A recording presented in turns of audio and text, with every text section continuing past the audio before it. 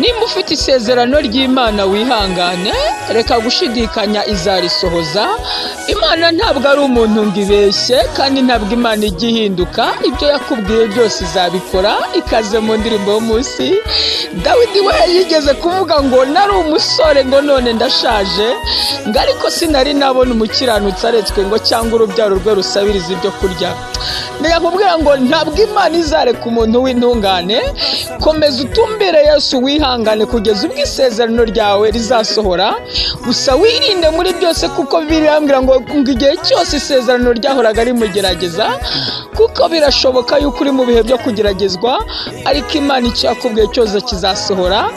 Mariya we yaravuze ngo hahirwa uwizera yuko ibyo yabwiwe n'Umwami Imana bizasohora. Urahirwa niba ubyizeye, Imana izabisohoza. Yesu aguhe umugisha kandi agukomeze muri iki gihe utegereje isezerano ry'Imana. Amen.